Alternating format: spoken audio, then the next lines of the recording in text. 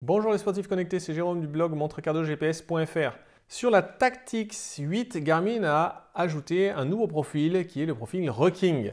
Alors Rucking, si vous ne connaissez pas trop, c'est tout simplement un sport lesté, soit de marche avec un sac à dos, soit de course avec un sac à dos, ou alors des fois avec des gilets qui portent des plaques. L'idée c'est de se lester. Depuis, Garmin a ajouté le profil sur différentes montres, donc là par exemple sur la Forerunner 970, mais surtout plus intéressant, il a permis d'ajouter le poids d'un sac à dos sur d'autres profils sportifs, comme le trail ou la randonnée. Ça c'est plus intéressant parce que tout simplement ces activités sont plus développées que l'activité de rucking proprement dite. Alors j'ai fait mes petits essais, mais avant ça je vais vous dire pourquoi c'est important. Dans ce que j'en avais compris, le fait d'ajouter le poids d'un sac à dos, ça permettait deux choses. D'une part, d'ajuster le calcul des calories dépensées, évidemment, avec un sac de 5, 10, 20 kg, c'est pas pareil, mais aussi de désactiver le calcul du VO2 max. Ça, c'est particulièrement intéressant pour les gens qui font du trail, parce que, je l'ai déjà dit plusieurs fois, dès lors qu'on porte un sac à dos, nos performances elles vont être un petit peu dégradées, ou alors pour courir à la même vitesse, il faudra qu'on ait quelques battements de fréquence cardiaque en plus.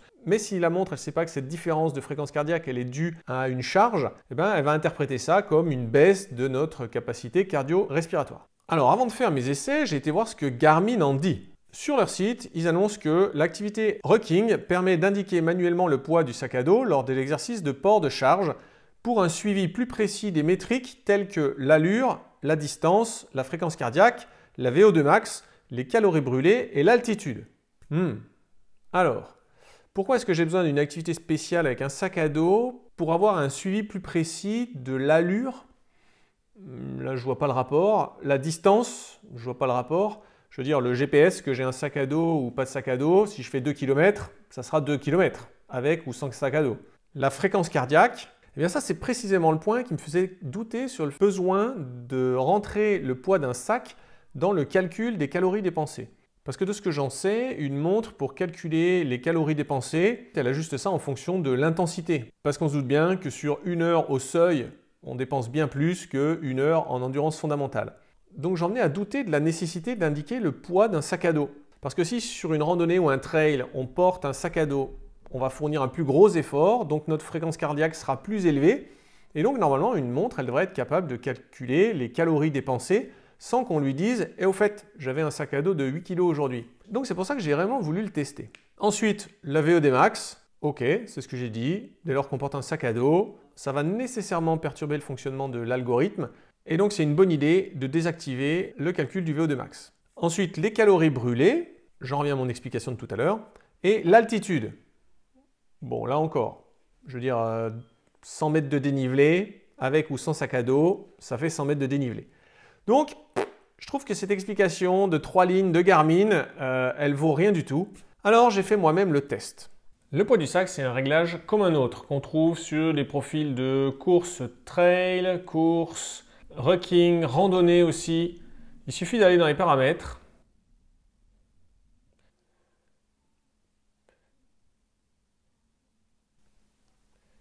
On active l'option, on met le poids du sac qu'on veut.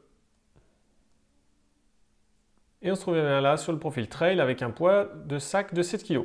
Je suis parti en randonnée avec 3 montres. Une Forerunner 965 sur laquelle j'ai utilisé le profil randonnée lambda. Une Fenix 8 sur laquelle j'ai utilisé le profil randonnée en lui indiquant que je portais un sac à dos de 20 kg.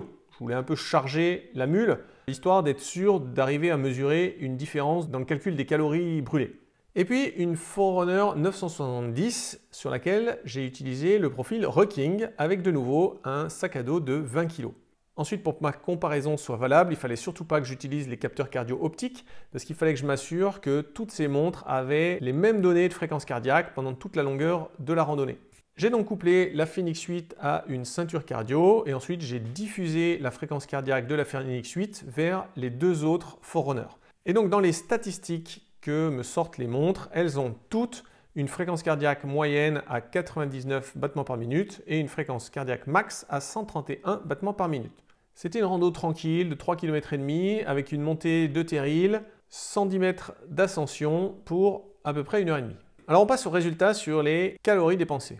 Pour la Forerunner 965, 143 calories au repos, ça c'est juste le fonctionnement de mon corps. La digestion, mon cerveau, etc. rien que le fait de me conserver en vie, mon corps aura brûlé sur 1h30 143 calories. Auquel s'ajoutent 399 calories actives, l'activité physique. Le total fait donc 542 calories dépensées pendant ma rando. Alors quelle différence ça fait avec l'activité Rucking? Eh bien ma Forerunner 970, elle me donne des calories au repos de 143, ça c'est normal, hein, c'est juste un calcul avec mon sexe, ma taille, mon poids. Ça je m'attendais bien à ce que ça soit tout le temps pareil. Mais 360 calories actives, c'est bizarre non? Parce que ma 965, j'utilisais le profil randonnée sans sac à dos. La 970 Rucking avec 20 kg de sac à dos. Et en fait, il n'y a pas de différence. Enfin, même techniquement, il y a 39 calories brûlées en moins avec les 20 kg de mon sac à dos de l'activité Rucking. Alors que les données de fréquence cardiaque, juste à côté, 97, 131, exactement les mêmes. Alors, on va aller confirmer ça avec la Phoenix 8, profil randonnée, sac à dos 20 kg. 143 calories au repos, 399 calories actives, exactement le même nombre de calories actives que la 965 avec la randonnée sans sac à dos. Bah oui, comme je vous l'ai dit, activité randonnée, indexée avec l'intensité, la fréquence cardiaque. Je m'attendais à avoir des valeurs assez similaires. Là, c'est à la calorie près. À la calorie près, alors que ça n'aurait pas dû. Puisque dans un cas, j'ai fait une randonnée avec un sac à dos de 20 kg. Dans l'autre cas, une randonnée sans sac à dos. Bon, bah, tout est incompréhensible là-dedans. Les explications de Garmin dans le manuel utilisateur, où on ne voit pas trop ce qu'apporte ce profil Rucking. Et puis en fait, le test en conditions réelles. L'activité Rucking n'a rien de particulier, si ce n'est que vous allez pouvoir enregistrer ça dans Garmin Connect et suivre votre évolution si jamais vous passez de 10 à 15 kg, puis de 15 à 20 kg. C'est tout, c'est la seule chose qui va être enregistrée. Et entre une randonnée avec sac à dos, une randonnée sans sac à dos, il n'y a pas de différence du tout. Pas de différence dans les calculs, mais un intérêt quand même, c'est de désactiver le calcul du VO2 max. Donc ça évitera de fausser votre VO2 max si par exemple vous allez faire du trail avec ne serait-ce qu'un petit sac à dos de 5 kg. Ça va augmenter un petit peu votre fréquence cardiaque, réduire un petit peu vos performances et du coup votre montre elle risque d'interpréter ça. C'est-à-dire qu'après une séance de trail, l'algorithme Garmin réduit le VO2 max d'un point et qu'on regagne ce point de VO2 max assez facilement en faisant tout simplement une séance sur le plat ou une séance de piste. Bon, ça c'est un essai à l'instant T, j'ai testé ça il y a une semaine. On peut poursuivre dans les commentaires. Dites-moi si vous avez vu des différences dans le calcul des calories avec ou sans poids de sac à dos.